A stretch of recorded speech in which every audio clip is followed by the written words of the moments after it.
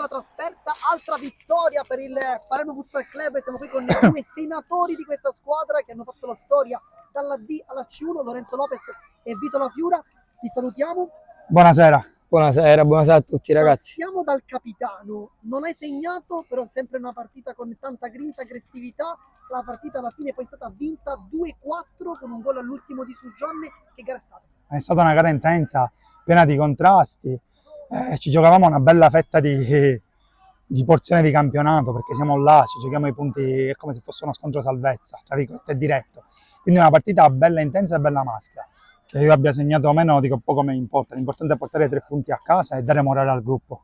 Oggi un po' sugli spalti si parlava tanto di migliori in campo o non migliori in campo, però Nicchia credo che sia stato forse quel giocatore insieme a Gennaro che ha fatto 3 gol e chiaramente che ha cambiato questa partita. Cosa ne pensa Lorenzo Lopez, che è anche il mister dell'Under-19? E allora io la penso anche così, Nicchia da laterale è stato fondamentale, sinceramente saltava tutti.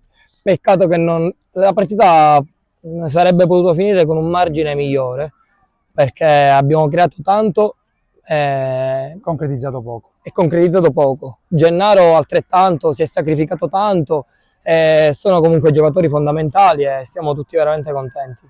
Primo tempo con tantissime occasioni, soltanto un gol, inizia la seconda frazione, 2 gol subiti, poi la rimonta. Cos'è successo in quel momento? Ci piace a noi prendere lo schiaffo prima di reagire. Siamo entrati un pochettino tirati al secondo tempo, abbiamo subito il loro ritorno, sul 2-1 per loro invece abbiamo cominciato a giocare, ci siamo portati fino al 3-2 e poi il 4-2 la vittoria con i 3 punti. Lopez, invece adesso chiedo a te, ti hanno puntato tante volte, ti hanno puntato veramente pochissime. Che gara è stata per te dal punto di vista individuale? Guarda, a me, io ho questo stile di gioco, a me proprio piace che mi puntano, io ce la metto tutta appunto per non farmi saltare. Questo è il mio punto di forza che tento sempre di mettere in campo quando me ne viene data l'occasione. Sono molto felice appunto che oggi è stato così e abbiamo portato a termine quello che dovevamo portare, la vittoria. Adesso 6 punti in trasferta, bisogna tornare in casa però a sorridere. La prossima partita è un grande derby per la storia delle due formazioni contro il Pioppo. Sarà un bel derby, noi abbiamo sfide intense con il Pioppo dalla Serie D fino alla C1 quest'anno.